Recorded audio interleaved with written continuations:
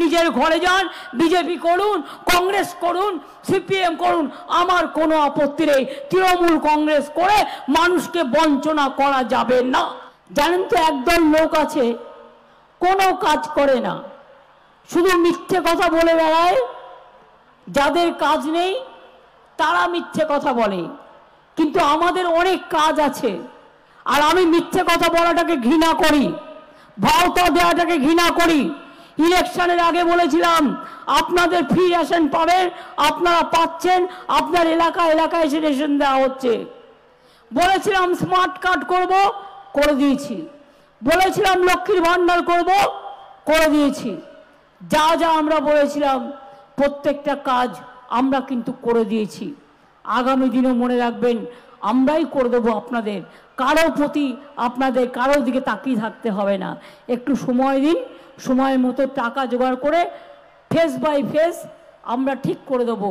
একবারে তো সব টাকা মা সংসার চালাতে গেলে দিতে পারি না, আপনাদেরও সংসার চালাতে গেলে ভাগ ভাগ করে করতে হয়।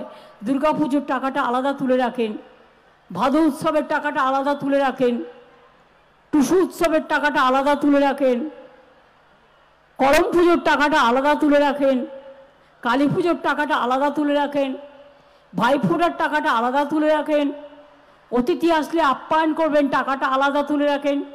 সেই রকম আমাদেরও মনে হয় আমাকেও একটা মানুষের সংসার চালাতে হয়।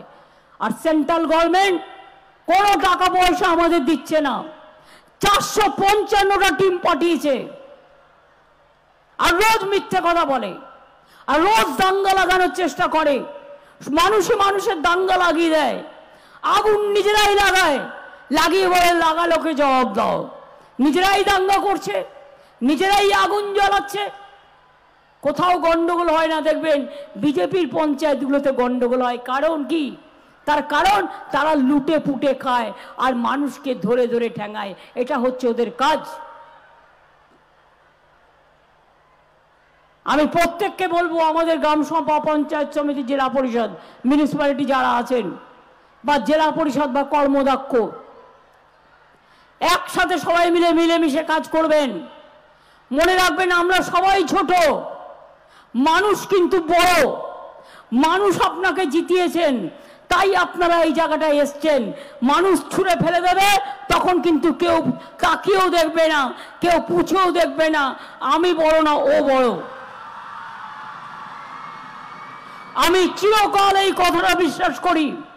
আমার সাথে যারা দল করবেন তাদেরও বলছি, এই কথাটা বিশ্বাস করলে আমার সাথে থাকবেন, আর এই কথাটা বিশ্বাস না করলে নিজের ঘরে যান, বিজেপি করুন, কংগ্রেস করুন, সিপিএম করুন, আমার কোনো আপত্তি নেই। তৃণমূল কংগ্রেস করে মানুষকে বঞ্চনা করা যাবে না। পরিষ্কার কথা। মুখ্যমন্ত্রী সরাসরি যদি কারো কোনো অভিযোগ থাকে জানাবেন, এটা চলবে।